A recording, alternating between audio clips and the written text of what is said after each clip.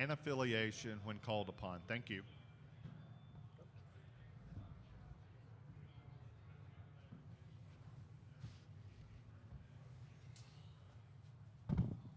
Okay, we will go straight to questions. Here to your left. Greg Hunter, Blue and Gold News. So, Bob, start with the basics. Keys for you guys tomorrow. What do you have to do well? Make shots. They're from everything I've watched, they do a great job of spreading you and making shots. We got to make shots. We make shots would be fun. Dan Wolken, USA Today. Bob, I saw some comments from you earlier this year that it took you a while to figure out how to coach or how to deal with the portal guys on your team. How much is the experience you've had this year going to inform, how you build teams in the future and how you coach them?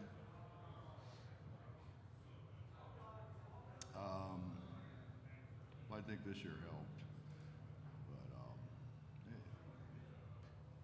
you have returning guys. Generally, I didn't know whether you should or you shouldn't, but we recruited some freshman guys to keep coming into the program. Obviously, they weren't ready. And then you get guys out of the portal that, honestly, some of them fit in, some of them struggle to fit in. It just took some time. And all that being said, we had opportunities early. We had opportunities early, particularly in the conference season, where we should have won games and we didn't win games. We missed free throws, we missed layups, we threw it away at a crucial time. We just did a lot of things that are uncharacteristic of this group, and it cost us. And it got to the point where it was time to sit down and say, fellas, we've screwed up. We put our backs against the wall. I mean, we can either fight our way out or we can give. Obviously, they decide to fight their way out.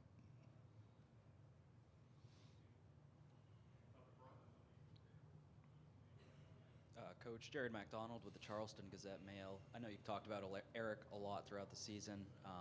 It probably depends on what day I ask you this, what your answer will be, but what's your relationship, with him mean to you, and what's it been like watching him in this environment now that he finally has a chance to play in the NCAA tournament? Well, believe it or not, Eric and I have always had a pretty good relationship.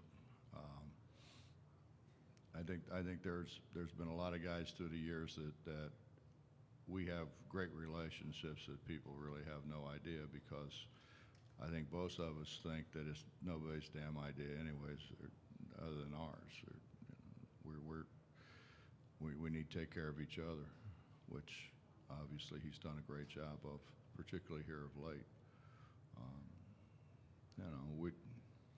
I forget what your second question was. We've never played in an NCAA tournament, which is really hard to believe. It's hard to believe that he's played for the coaches that he's played for and the programs that he's played in, and he hasn't played in an NCAA tournament. So hopefully he's kind of settled down and plays this like he would play any other game.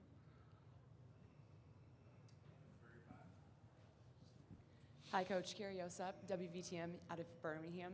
On the topic of relationships, what has it been like to have a relationship with Andy Kennedy, who's obviously the head coach at UAB here?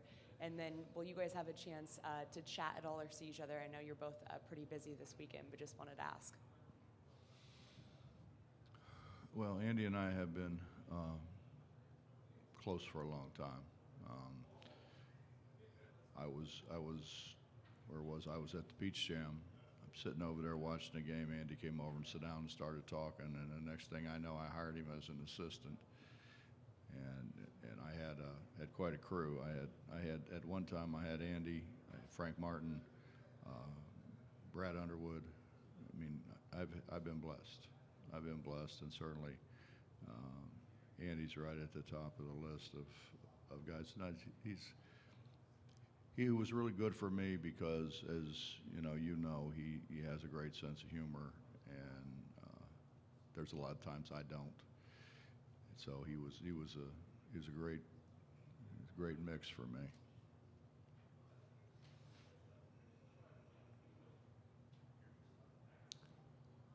So, Bob, we talked about keys for you, keys for Maryland. What do they do well? What do you guys got to defend? Well, here of late, they make a lot of shots, and Kevin's done a great job. He's done a great job with what they do offensively. I mean, I think he's done a great job of putting that team together. Defensively, I think they've, from what I saw early and what you watch now, they're much improved, and certainly Kevin deserves credit for that. They seem to be extremely coachable. They're rebounding the ball very well. They're just doing a lot of things right.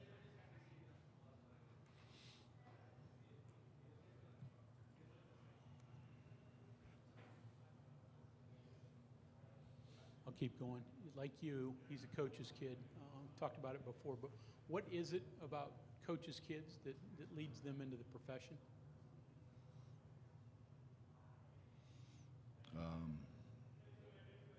I'm not sure. My mother wanted me to be a doctor, and I found out how many classes you had to take to do that, and I'd like, got to be a better way out than this. So I did it because I loved the game. I love being around the game. I got an opportunity to be a whatever it was, a volunteer coach or whatever right after I got done playing, and I liked it. I liked working with the guys. I liked coaching the guys. I liked it. I liked sharing what I learned as a player with them, and it just seemed like the right thing to do. Plus, I didn't want to leave Morgantown.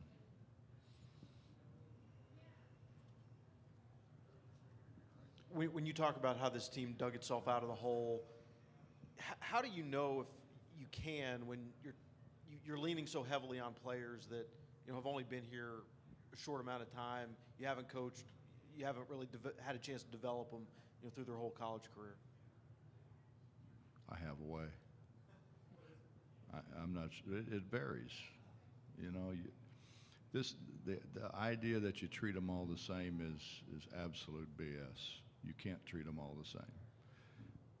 They're all different. They're all different. They have different expectations. They have different goals. You find out what makes them tick. You find out where they want to go, what they want to do, what they want to be. It's the same thing that happened to me as a player. I had no idea what I wanted to do. I wanted to play basketball. And right now, if you'd ask every one of them what you want to do, they want to play basketball.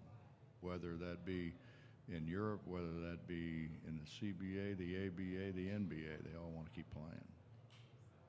And you try to spend time, work with them, try to make things realistic with them. Try to tell them what it takes to try to achieve the goals that they want to achieve. And I've been there, and I've got a great staff. I mean, I've got the guy who was the 6th pick in the draft. Pretty good, and that's coming out as a freshman. He had a teammate who was the 1st pick in the draft with a broken leg, if you recall. So he understands. He's been through it. He can relate to them. I got another assistant who played for me.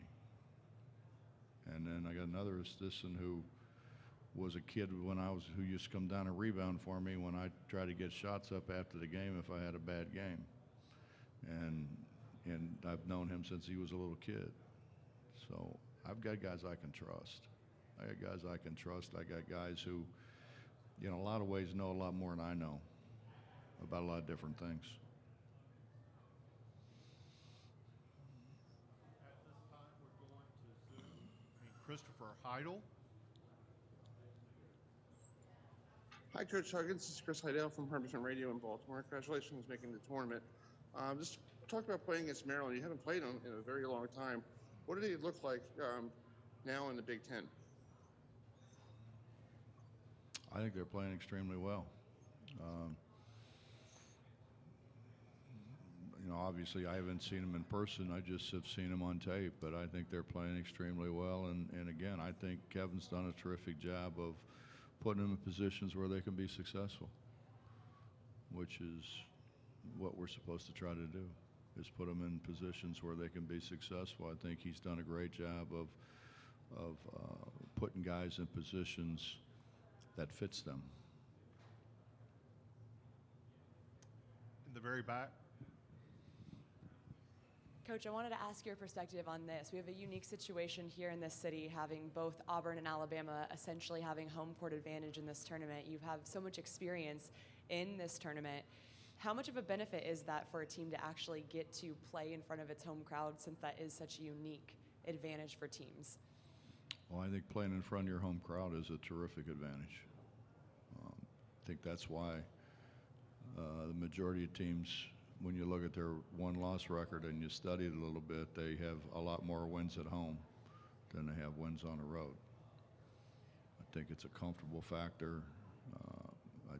I think just the bearing that the crowd has a lot to do with it. Middle. Ryan Decker, Golden Blue Nation. Coach, I guess kind of on that note, it seemed like last year when you guys were down here, there was a pretty good WVU set of fans that were here for that game against UAB. I guess what are your expectations for WVU fans coming to tomorrow's game and then maybe one on Saturday as well? Well, I'd be shocked if there weren't a lot here. I mean, we travel well. Our people travel well. And I think with pretty much the way we played towards the end of the year, I think our fans are excited about us making a run.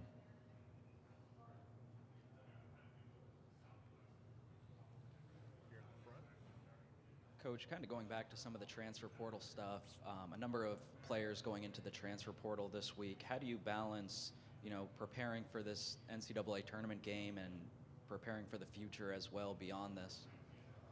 I haven't. I'm trying to get our guys ready, give them every opportunity to win. That's what we're supposed to do. We'll worry about that later.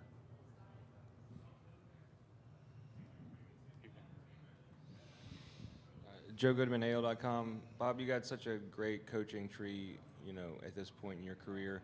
What are some of the insights, I guess, into developing great assistant coaches? I think the majority of us went through it. I was blessed to have a father who's probably, if you took a poll, would be the best coach in the history of Ohio high school basketball. So I grew up with that.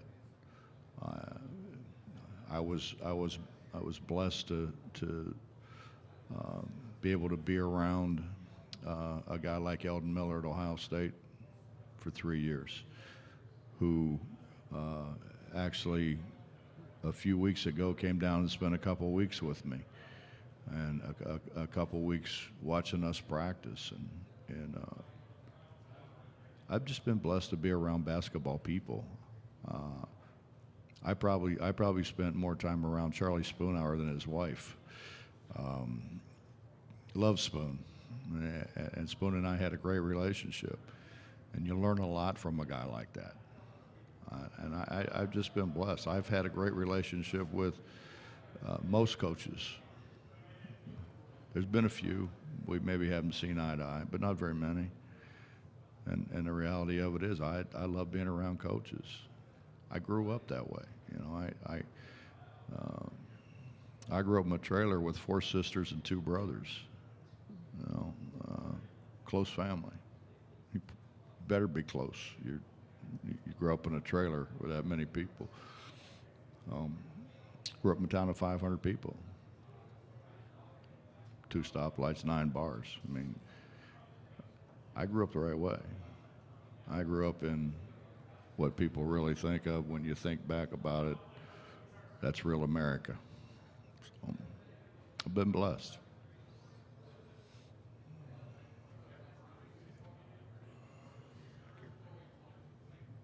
Bob, NCAA tournaments, play different, officiated different, just style, nerves? Or what's the difference at this stage compared to what you've been through the rest of the year? I can only guess, but I sure hope it's officiated different.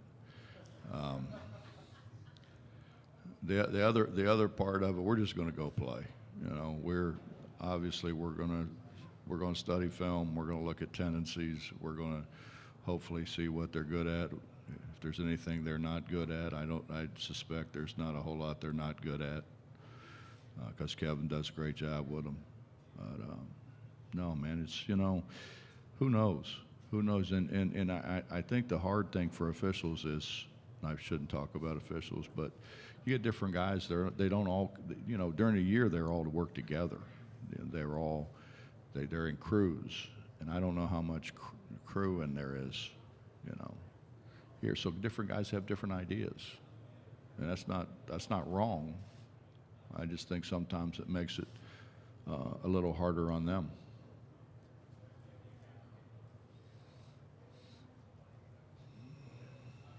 Back to the middle front. Yeah, question about trailer life. What are some of the values that you learned, you know, around sharing and things like that growing up in such close quarters? Don't be the last one in the tub. It's rough. The last one in the tub's rough. You know, you're in a trailer. You kind of share the same water. We got time for one more question. In the very back. I guess I'll ask one more, but back to the point of just having two teams, again, this unique situation with Auburn and Alabama. I just want to know, on the flip side of that, maybe there's a little extra pressure sometimes too. Again, I know this doesn't happen often. As a coach, do you like the neutrality during the tournament to be in a new environment? Does it take some of the focus away, maybe for the guys that are coming into something they're maybe familiar with? No, I think we'd love for y'all to come to Morgantown. Let's have a tournament in Morgantown. It'd be fun. I'd enjoy that. I'm sure Bruce is excited about playing here, and I'm sure both guys are excited about playing here. Why wouldn't you be?